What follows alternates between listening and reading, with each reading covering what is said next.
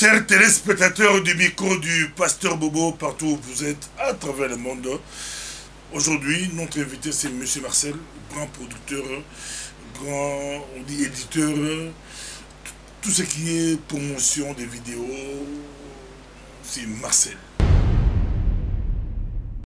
Pour lui, c'était les robots qui avaient bloqué la vidéo de Karim Mokonzi.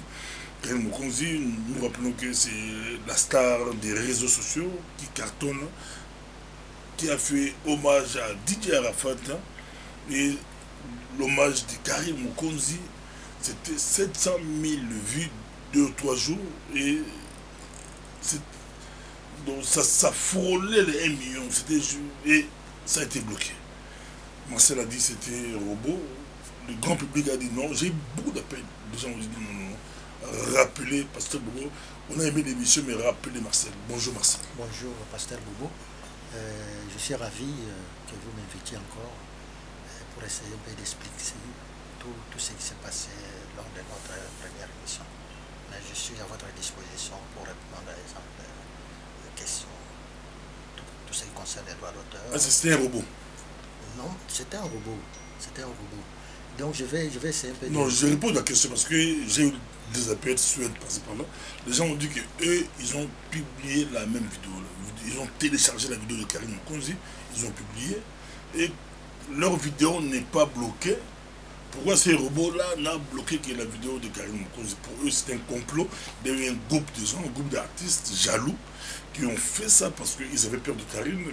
1 million de vues, c'est pas ici, 1 million de vues.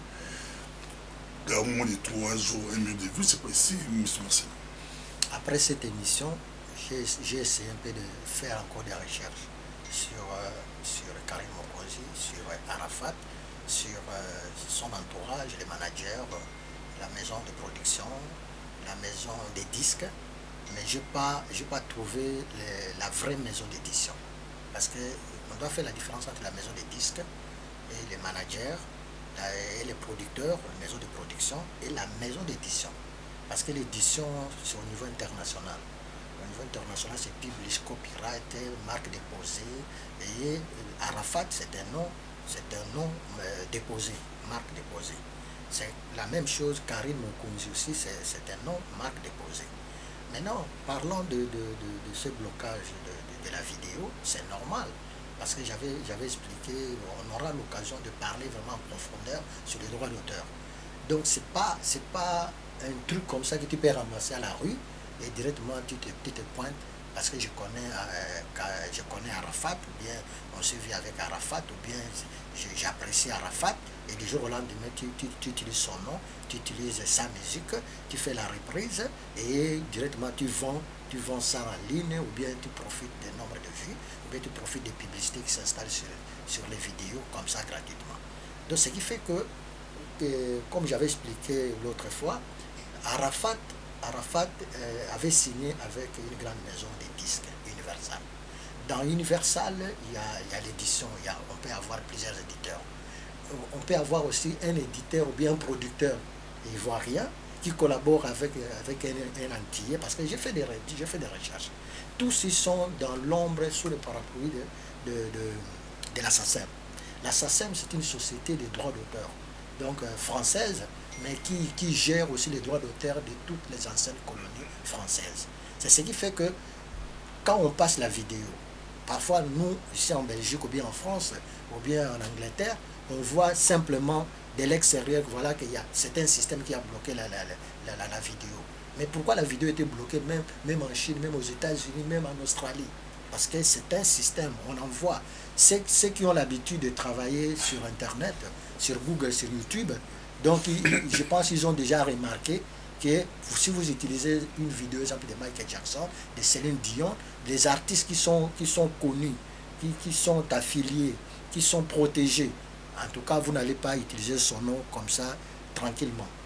C'est ce qui s'est passé concernant Arafat et le dossier de Karim Mokonzi. Donc, vous ne pouvez pas avoir les informations à travers toute la planète, comme ça, vous êtes derrière la caméra. Mais la même vidéo, c'est bloqué chez Karim, mais chez les autres, c'est pas bloqué. C'est ça la question que le public vous pose. On dit, mais Moi, j'ai téléchargé la vidéo de Karim Mokonzi, j'ai mis ça, on n'a pas bloqué. Mais comment là-bas ils ont bloqué, donc c'est jaloux, et le jaloux a attendu 3 jours après. Si c'était le robot allait bloquer le même jour. Ils ont attendu 3 jours après et ils disent que c'est les jaloux. C'est entre le grand public, on dit que Bafundier, c'est pas clair, c'est pas un robot. Expliquez un peu les autres, si c'est pas bloqué, pourquoi seulement Karim? Donc je vais profiter de l'occasion parce que j'ai eu la chance de suivre une émission de Karim Mokonzi avec Marc Dabo. Donc il y a beaucoup à expliquer parce qu'il y a un contact à Babinga qui est à côté à Arafat et la connaissance. Bateau Bali, moi réponse dans la vidéo émission, il y a Karim Mokonzi, Marc Dabo a posé toutes les questions. Je vais répondre à la place de Karim Mokonzi. Mais je vais répondre en tant que professionnel. Voilà, je répondre en tant que professionnel dans côté édition, côté robot, côté banane. Je vais informer, je vais poser des questions. Donc je vais mélanger français et le lingala. Donc ceux qui ont vu que après la diffusion de la vidéo de Karim Mokonzi, quelques temps après, et ils ont utilisé la même vidéo, mais ça n'a pas bloqué. Pourquoi? Parce qu'ils n'ont pas utilisé ça à but commercial. Lucratif. Oui, commercial, donc pour rentabiliser. Or, ce qui s'est passé avec Karim Mokonzi, c'est quoi? Parce qu'il a bien expliqué, moi je ne savais même pas, il a bien expliqué lors de l'émission avec Marc Dabo. Il a fait ça vraiment à la hâte, il était à Bruxelles. Il faut qu'il suive. Dans l'émission, à Bruxelles, la commune à Porte de la Chapelle, à Bengi, donc à Salango, na Boutou Moko et na Tongo Nango à Silisipé, à travailler dans ça, c'est la deuxième émission. Et là, j'ai expliqué ça avant dans une autre émission. Bon, oui, donc moi j'explique vraiment, on a appelé ces explications, c'est récent. Malamoka à Boaki, tant à Boaki, ils allaient travailler. Vous comprenez? À côté de studio, à Bimisi Mbongo, on a un contact. Donc ça veut dire qu'il y a un Kazali, Nakolo Baza, autoproduction. Donc c'est normal, tant qu'on boit qui a les bosso, à boire qui na page. Donc le nombre de vues, 800, même 1 million, c'est Karim Mokonzi. C'est Karim Mokonzi. Mais le système, et Monique non, a utilisé comme Arafat, on a expliqué dans le côté sur les détails. A utilisé comme Arafat et papa est bloqué. Maintenant, Bao Moussous, Bayo Lexa après. Bao Lexa, Bako, j'ai même vidéo. Et j'allais la même chose, c'était Ndenge Karim Mokonzi. Parce que Karim Mokonzi, Abima, productrice, Abima, interprète, Abima, comme si ils avaient production. Vous comprenez? Mais production, il y a un combo, il y a artiste, où il y a protégé, où il y a connu. C'est normal. Mais si on a utilisé une vidéo, donc ça veut dire on a une information pour Karim Mokonzi. Donc, on a Karim Mokonzi, on a la fête de société. Là, on a la place. Bazoï ba mena Karim Mokonzi parce que bako utiliser peut-être vidéo à Karim Mokonzi wana parce que Karim Mokonzi mutabimisa mbongo et donc ils allaient œuvre naie a vraiment se couper en 1000 morceaux pour abimisa l'œuvre ndenge wana. Donc bango bazoï ba sur Arafat mais na côté Arafat ba bloquer déjà Karim Mokonzi. Donc Karim Mokonzi soki a zongi vidéo wana prendre un témoin lelo soki a zongi vidéo wana na page naie a sali page a sika ko bloquer ka naie moko na sona nanga naie moko ko bloquer. Pourquoi? Parce que les autres ont bien information qu'on a Karim Mokonzi, mais c'est Arafat. Reprise Arafat. Mais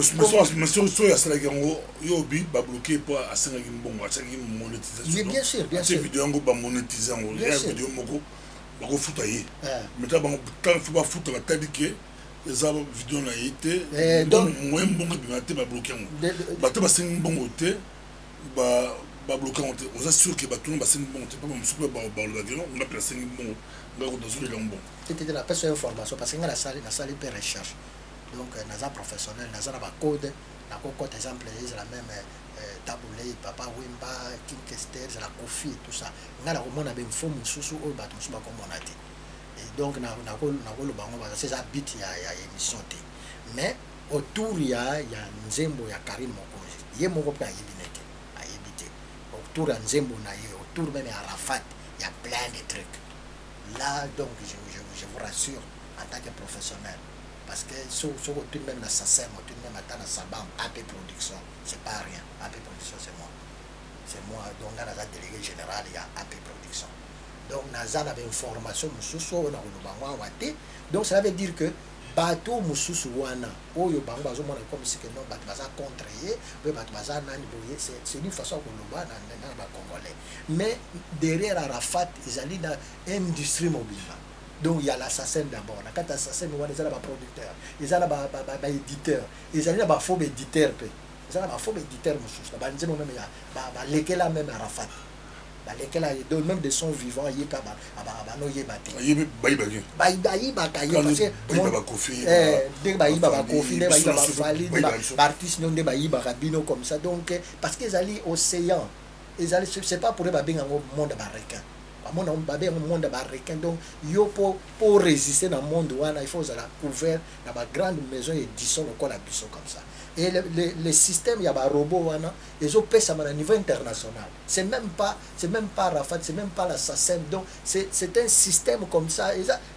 Pour appeler cet exemple, moi, bien, au moins, ils ont le col à la monnaie. On se pointe comme ça, la fausse monnaie. Exemple, $50, ou bien 100 euros, ok na machine moko boye parfois na poste l'équipe parfois ok na banque comme ça l'équité ou bien na Mister Cash moko boye l'équité biso bato va na Belgique awa bato musu bazana ba mboka musu ba ko comprendre te lelo pourquoi bato ba koma ofuta na ba restaurant na machine donc même au son ba café comme ça je ne sais pas parce que bobo so au vivre ngo on somba boye oche mbongo na machine après ezomi selo monnaie. Pourquoi? Parce que la fausse monnaie, ils ont mingi, ils ont un code, ils ont des spécialistes qui trafiquent des codes bar, il y a mbongo, ou il y a des séries. Vous imaginez, et là, on a un mbongo, ils ont un droit d'auteur. Le droit d'auteur, c'est le salaire de l'artiste. Ce que j'ai encodé, c'est que vous utilisez. Par exemple, l'œuvre, il y a Michael Jackson, après, on a un mbongo, ou bien il y a l'éditeur, ou bien un autre, Rihanna, il y a un mbongo.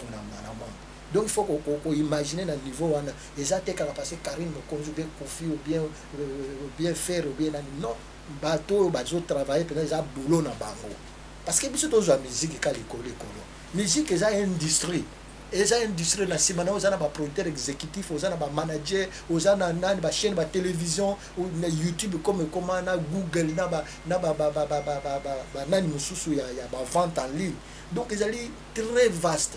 Au cause de la beauté au lali pour nous comme ça après Banzemba Arafat ils ont passé la Chine ou bien Karine Mokonzi et ils ont passé après il n'y a même pas de robots il n'y a pas un système après que nous bloqué là ce que les gens ont Karine Mokonzi plutôt il a personne donc c'est les alliés monde mususu dommage bah tout le monde poser la question parce que n'a pas expliqué en hôtel une minute ou bien à 1 heure ou bien à nani donc les alliés il faut des missions technique donc moto ba pesa réponse na maintenant ba oyo bazwa ki vidéo sous ya Karine Mokonzi parce que le but vraiment c'est ça ils ont utilisé la même vidéo dans ce moment-là ils sont en train de voler de tricher Karine Mokonzi parce que c'est les produits ça reste les produits de Karine Mokonzi mais c'est l'édition d'un nom protégé le nom d'Arafat comme on appelle ça un nom de marque. C'est comme les Johnny Hallyday, c'est comme les... Et en plus, l'artiste, il devient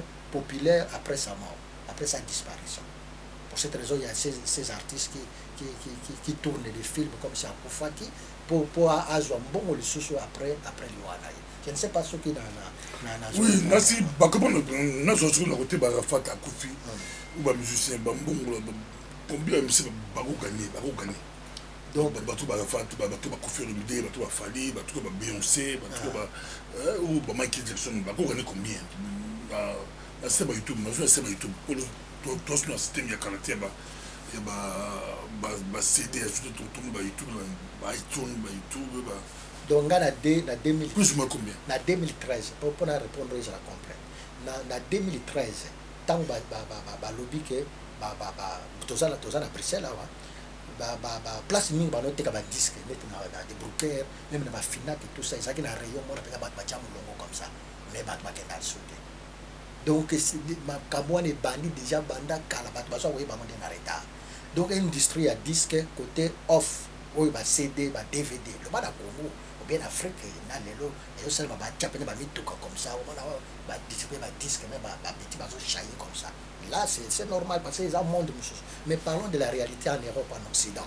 en Occident ba CD les kakali sous-souté ba DVD les kakali sous-souté donc on peut moto abimisi vidéo na ye ezala grand artiste la même ba Jay-Z na minute wana même petit Stromae to ça qui na presel awa donc à qui kaka Paris comme ça passer na TF1 bala moko or disque na ye na off bimaki déjà pourquoi on appelle ça exemple parce que azaki na circuit na disque na bimaki déjà ça faisait même 6 mois 7 mois mais ye bali na ngote mais tant que na système où ya ba online wana c'est autre chose parce que na bimisa moi secret mo bon moni bato ba somba kana online ils a ka ba robot n'est-ce pas ils a ka ba robot il faut comprendre mon mutache exemple disque ya tabulé il y a zane muta tabulé te bazo teka disque wana yo kanisi que non so lingo za la ke bato boye bazo sala des changes ba ko na monsieur tu es en train de vendre les disques de tabulé t'es pas tabulé t'es même pas héritier de tabulé mais comme les robots ils ont identifié quand yo muto fongoli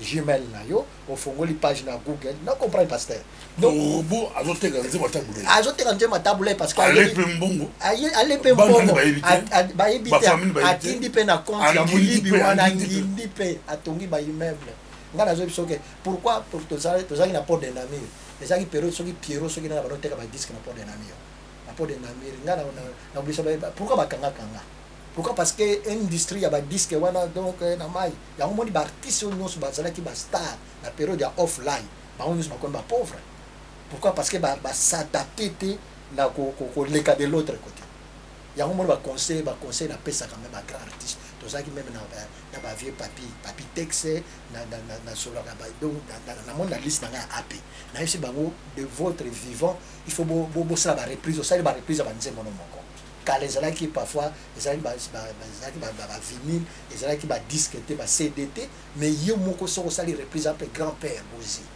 ba azui pena ba œuvre ne news ba it wana sala ba reprise mais comme te canali mais millionnaire mais bato to so tana mais bato batina ligne ba ça balani bato batika ba bini ba fanda bazo de bambongo ba franco ba tabulé ba kofi ba vivant bazo le bon donc il fallait les vivants bato bazo de bambongo na répondre na Belgique micro du pasteur bon na vivant bato bazo de bon bato ba robot kasi bato bas ba robot ils ont robot sur des bon mais si ma robot la Belgique awa parlant de la Belgique tout ça en 2019 quand lobby en 2015 par période d'attentat et tout ça bah sali police mosusu anti-criminalité sur internet tout ça en Belgique parce que là on a fait exemple nous sommes aux États-Unis à faux mais moi je parle de la Belgique capitale de l'Europe pourquoi kala Israël qui la gendarmerie après bah bon gendarmerie comme police comme nani communal comme police mosusu nani investigateur de police militaire après il y a comme maintenant police il y a criminalité donc oko finga mutu na internet oko sala calomnie na internet bako kanga yo sala pe prison pourquoi parce que ba s'adapter na réalité à l'éno parce que so bati kaka police da balabala comme ça ba lobi que non mutu mo ba finga ki maman mo bien finga mutu mo na internet ou bien à cause les makambo il faut ça na ba ben anti criminalité ils ont une expression pour internet cyber ou bien cyber un nom comme ça donc cyber donc tout simplement parce que on est un monde monsieur maintenant dans le monde où on a fait explication dans le monde où on a ils ont un bateau moko boye baza ba criminel ngana zo me réserver baza ba criminel donc ceux qui bakangi yo bakangi bateau wana nazo lancer pe message pour la musique congolaise en général la musique africaine il ne faut pas continuer comme ça parce qu'on voit nos artistes s'appauvrissent or dans le monde ba yebi bien que no ba comment ba titre ba comment ba boyi bo monde pas nombre de vues mais la vie comme ça bon ce qui a sengi mututé ye moko boyo que na continuer kaza millionnaire a sali pe ba kamo ba sali makamo boyi pourquoi parce que bazo gagner mbongo te ba gagner mbongo te na pesa exemple na cela qui kalami qui était na grand-père Bozi a sali émission na kin alobi que bazo bisanga que na sala succès na Amérique latine mais na zo yebati donc en Amérique latine donc ba disque ne tekamaka grave en Amérique latine ye moko ngata on a juillet aza so kaza na France azo ayoka émission oyo donc Marcel nazo na grand-père Bozi mais tant on a expliqué c'est le problème c'est quoi mutu musu ça remplacer aza ye moko te baza bele ngala na za identification na bango ne t'inquiète pas na identification na bango parce que nga na sala ba recherche na ba artiste baza édité par nanga parce que le salaire de l'artiste ce sont ses droits. Maintenant na kata ba droit wana c'est son éditeur, c'est même pas la maison de disques. Ici on parle d'Arafat, on voit Universal parce que nga na kokota na représenter ko nga na travailler Universalité. Mais derrière Universal a signé sous contrat na ba producteur na ba éditeur na ba nani parfois mon baza ba faux éditeur ba faux éditeur. Maintenant donc Karim ayi ko kwera na kati ya libulu wana parfois ils na ba faux moi bloqué parce que y est en oiseau teka wana comme Arafat ba tout ba tourner caméra vers Karim, n'est-ce pas, vers Karim so ba yoka Arafat boy comme liboso zuma ya Karim. Marc a posé à lui que oui bi ko comme parmi les 5 premiers so ba zo luka na moteur de recherche. Donc comme on les bima avant. Mais pourquoi? Parce que tu vas bêter Arafat comme ça, pembeni boye Karim Mokonzi. Donc au longolais de société. C'est le système vraiment parce que tant que tu as une vidéo na ye atie comme ya star musuta et effectivement ça li surna ils en même temps hommage pe na nani na oui mais on a et après un temps ça pour le temps ouais il y a Arafat qui est dans le internet mais yé comme on a yé parce que non 6 mois mais après comment Arafat na Jackson ba comme Jackson qui était un peu na de profiter pour encourager Karim Mokonzi parce que tu es na bisoté mais oui quand tu fais un nom na carrière na peine artiste na carrière ezali se faire connaître et se faire un nom, ce sont des trucs différents.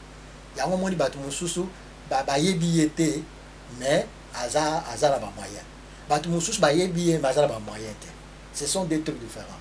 Karim de aza wana non na yeke non que donc la conseil na opesa il faut protéger pe kombo na ye parce que batu mususu bazo kabola wana o ba kabola vidéo wana ba kabola na kongo na ye, n'est-ce pas?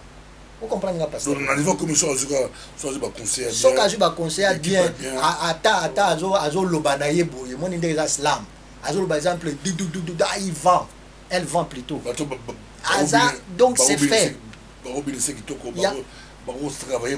très bien. Yango moni da bison édition to protéger l'artiste parce que ndenga za wana Zulu pemba neto banalinga Zulu pemba na sima Arafat, c'est clair Zulu pemba na sima Arafat. Maintenant tant que Zulu pemba na sima Arafat wana c'est fini, c'est parti. So ka a préparé peut-être bien azana maison d'édition azapena ba producteur exécutif donc wana ngana zo na lobango penza parce que batu ba revacate que nous tout ba outil de nulle part lobe pas détrôner tout ça il a Stromae il a Bruxelles a détrôner mon kili mobimba ba master mususu ba master ya ye bazali ba mususu bazali awa ba composer ka pe ko leka tout ça ba petit tout ça ya ba on a Bruxelles mais Stromae il est pouf. Donc ça veut dire que les noms ils sont incontournables.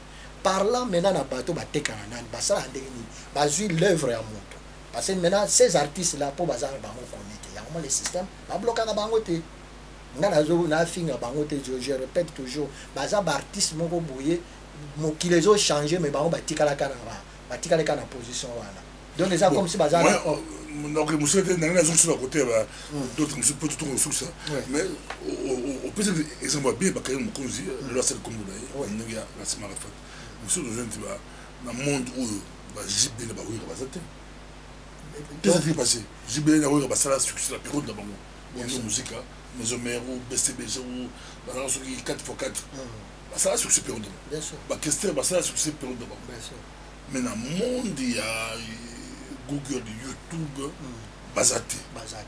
Karim Baouti n'est pas à côté. À côté que ce soit Simbi à aucun DP, au BTP, au Ouera, JB, au Karim, surtout que Karim, bien sûr, à l'équipe, c'est un peu quoi? Pourquoi Baoué quand on a JB, parce que retard dans le domaine? Non, expliquer vraiment. Parce que la réponse à poser à mon laï, mais non, l'expliquer à mon conseil. Les problèmes, ils allaient d'abord problème à Congo. Wana ni misomo bona sala na yo na sala pe na radio panique na expliquer qui donc ils ont problème na bango ils ont problème de Congo il s'adapte Congo a se renouveler Congo a sala recyclage Congo société n'existe pas donc Congo a encoda na été tout ça ba carte d'identité donc cela veut dire que ndenge bazo ko identifier le peuple congolais ndenge pe bazo identifier bato bazana kati ya peuple congolais donc les artistes les machin Donc c'est ce qui fait que faute, il y a Wera, faute, il y a JBT. Vous imaginez, vous n'avez même pas une société de droits d'auteur. Mais donc, même le nombre d'abonnés, sur le côté, le nombre d'abonnés à Wera. C'est là j'arrive. C'est là j'arrive. Même le Kofi Olomide, ça présent. Donc Kofi, Wera, Nani, Bango, ça la mise à jour. Ça la mise à jour. Batikala de la tanga bawendo. Nga na repese exemple ya nga moko. Nazalaki éditeur na 2000. Tango bazo changer ba franc belge na nani. Mais et comme il a 2013, c'est hier, donc ça fait 6 ans. Ba renouveler ba nyonso. Ya au moins na lobaka indirectement, to ça qui na manu le mos na keno local, vie vertis parce que ba to ba sinala kinga ba yebiki non, yebisa vie na yo wana. Pour to kutana biso peut-être ayebi ngate. Aïe, non, yebisa ya mettre à jour société vers une édition VV. Vous comprenez? Édition VV. Donc édition VV, me couffe là, et me couffe là. Vous imaginez tous ces artistes, même Nzinzezala qui produit la période de la Wana. Donc ça veut dire dans le monde, il faut mettre à moi jour. Il y a un coffre à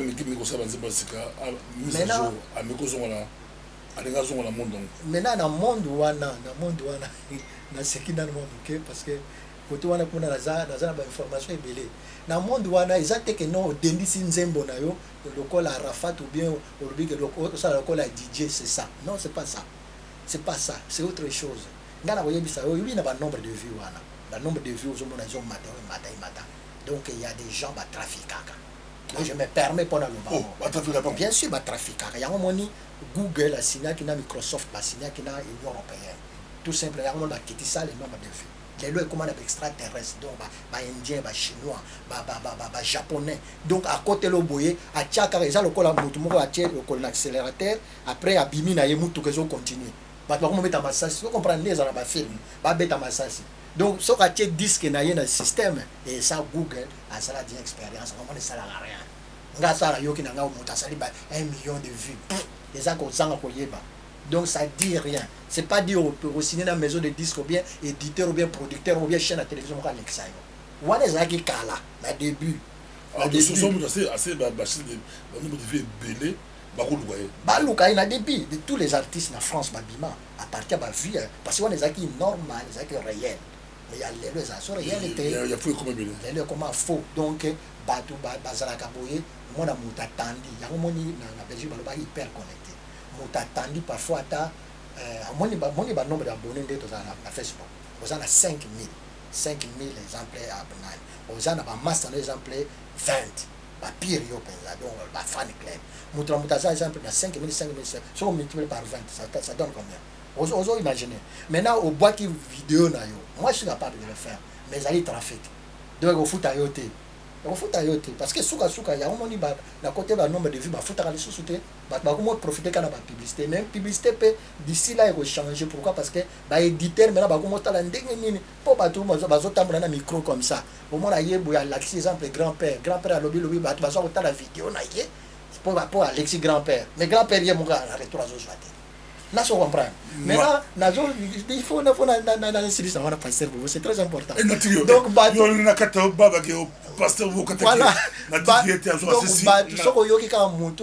Millions de vues bazana ba réseau na ba réseau. Il y a un moment où taper par jour, au moins 10 millions, ça ne dit rien parce que bâtiment bazar derrière. Mais ça, Google et Microsoft a yebi. Baza derrière comme ça ba tia le colonel de l'accélérateur et zobima comme si que no batalaka motuana yo kansi mon kilo penza donc star ezali na kotanga ba koma batu star zaka batuana on va mona des millions de nani na marché ezali na ba artiste mususu baza basala ba hit do baza incontournable ba grand producteur ba grand nani aza na ba chaîne de télévision ye mo kaza milliardaire aza millionnaire batala ye kaka te ba botala kaka yo parce que au komi nzembo ngo komi nzembo ni banzembo mingi awa nazoka awa na kotanga bakombo te bamingi ezali ba plagiat. Imaginez sur nos artistes, nos anciens artistes, so balinga bazala vraiment édité comme ça. Ils ont banzembo songa na kotanga te parce que tout ça na média.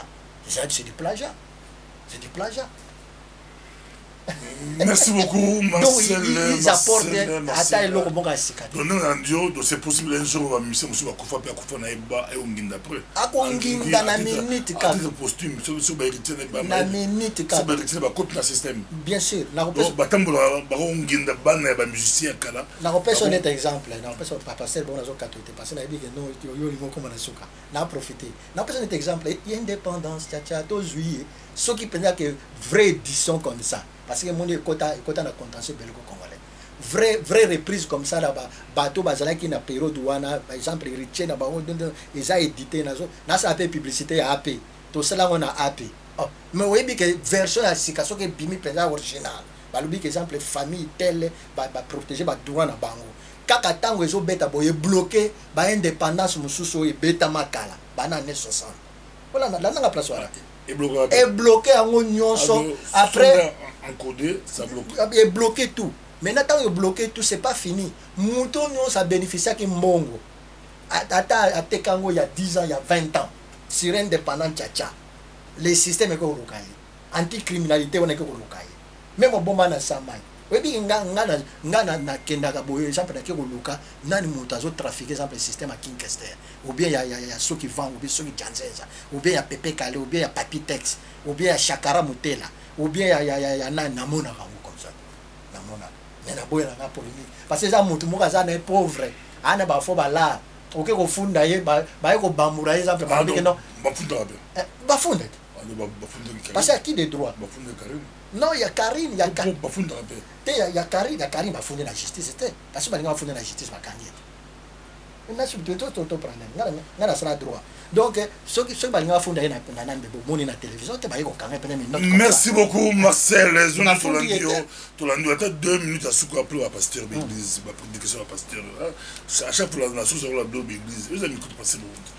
chaque église va théâtre ndé ba komba livre ba en bon biso comme théâtre est-ce que c'est possible il y a toujours que c'est possible mais c'est comment donc pasteur peut aller à la dim à la fonde aller en bon et matière na ye à dépement matière na profiter pour na présenter mes condoléances na famille ya pasteur Muchebele parce que naza reconnaissant tant que lancer l'écrit du Congo na Bruxelles awa avec Balman avec Bazikoman Malage Balita Bembo donc tous ces artistes bazaki na kati ya l'écrit du Congo na côté ya kopesanga chorale à 100 bazaki na chorale moko ya 100 na Muchebele donc nakutana Muchebele comme ça donc à soutenir bazaki vraiment pour nani donc vraiment na profiter na nani pour na remercier vraiment les gens bateau que bango kansa pour na Congo parlant de Muchebele parlant de pasteur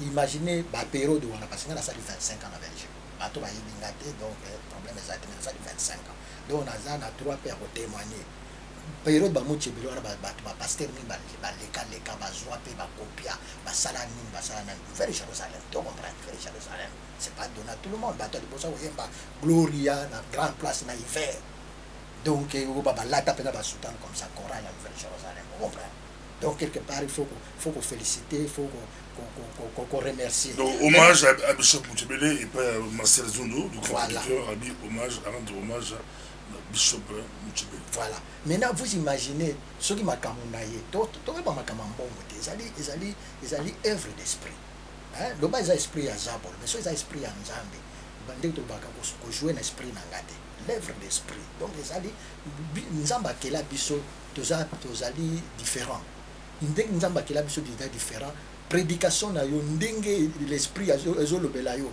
pour décortiquer le même message oyo babimisa il y a 2019 donc ndenge elobela yo ndenge koteya na yo ndenge expérience na yo na vie na yo pe na simplicité na yo eza différent na mutu mususu exemple aza fornicateur mais tant à côté à koloba makamba fornication te mutu mususu abimana basi ya bato be na bimana mibale ya bato tant à côté ya koloba ngote mais yo comme ozana yo ozali simple comme ça yo ozote yango maté na yo wana ezo édifier bato mususu mais quand même il faut protéger yango au protégeant, c'est pas dit que donc tu fais, pas confondre, les alliés. Bien sûr, les boyo, les États-Unis. Bien sûr, mais mais pourquoi? Casquette en tant que vraiment chrétien. En tant que chrétien, oui, que l'évangile va même la biso en Afrique, va kosa biso. Bakosa biso va les pauvres, les pauvres maintenant les pauvres en esprit. Donc aux ala hautain, aux ala orgueilleux, vous comprenez? Mais ça été les pauvres comme ça, qui t'as pas l'argent, aux ala mutukate, on dit na bano mona même avec qu'on a lati mati de kola moto, bazo me mailler na moto. Mais sur beaucoup kutana nyama ka makasa en pleine forêt équatoriale, la dame pilote. Yo au Kansagno nzamba existe là. Or tout ça, c'est ça, la pauvreté, ça n'a pas de niveau. Beaucoup confondre que non, par exemple, le n'était pas ma pauvreté. Donc c'est faux, ils ont évangile, même la Bible, que l'ouvrier mérite son salaire. Yo tant aux autres wana mabe ko yiba mabe ko scroquer ba mabe ko senga ka batu mbongo comme ça o teyi kutu na noté bo lexa panier kona ngana na kota na l'église belé. Donc aux autres masumo pour rien, il y a une autre façon que lukambongo na yo. Tout le monde est grand évangéliste des États-Unis, avion, mais pourquoi? Parce que les chaîne à télévision. Donc, si on a un pasteur Bobo, on a branché pour la chaîne à télévision, le pasteur Bobo. Mais toujours, parlant du Congo, toujours, imaginez que tu as la télé, tu as la même il faut la mise à jour. La mise à jour, la rééditer. Parfois édité en français, il est compliqué, on est en anglais, copyright, donc publish. Donc il faut la marque déposée. Donc tant on limite télé comme ça, pasteur Bobo, pasteur Moussousoté. Pasteur Bobo, pasteur Moussousoté, parce que nous avons aidé Dieu est unique, mais tous sont différents. Beaucoup sont papa, maman, beaucoup sont l'église, beaucoup sont formés dans pasteur tel, mais il y a études, il y a analyse, il y a Bible, parfois même choix, il y a thème. Parce que tout le monde qui m'a thème, merci beaucoup Marcel Balandio Marcel c'est bon donc il faut Marcel Boyoki la télé mon temps il passe le temps de l'autre a expliqué moi mais toujours les merci Ezalaki Marcel Zundu bien que ton dossier il y a à la fois que Bimsis et Bimbi tout le monde c'est la carte d'auteur chinois babi cravate là pour botter cravate molongé voilà pasteur ngana fongolé chemise basimbi bamoni ba tatouage ngala landi live na kozaka bref na landi live artiste amso musu passer pour bana kinazaki na ndako na aka na na écran monene na moni ba makambo belé ego senga pe émission. Au moins, artiste, monsieur exemple, azo sala boye a remplacé Arafat, mais public est Zolanda été. Parce que public bazana mawa, bah moi comme si aux gens qui yiba succès artiste na bao. Vous comprenez? Il y a plein de trucs comme ça à reparler autour nango. Maintenant bateau mususu basali que non ba keko criser c'est normal. Ba benga ba fan. Moi ni fan na ndi magate que non artiste na kufi. Mais bato musu bazo zongo parfois na ndinga mabe tout ça mais c'est un monde yango babenga étoile babenga star en anglais star na français étoile isa étoile na ye akondi mate que non il est mort faut la émotion ya nani mais na sima nango wana bato musu bazo parfois profiter parce que sango bima que non ba la musaye sango kenda ki wana discussion ezali entre ba musulmans na ba chrétiens nga pe na za muta internaute na landa ka penza do banana na ko lo bate bilobela comme ça donc na sima nango wana bato musu balinga ba vérifier que si c'est vraiment c'était son corps comprendre c'est son corps donc merci ezalaki micro du pasteur Bobo de Tamonali prochainement merci.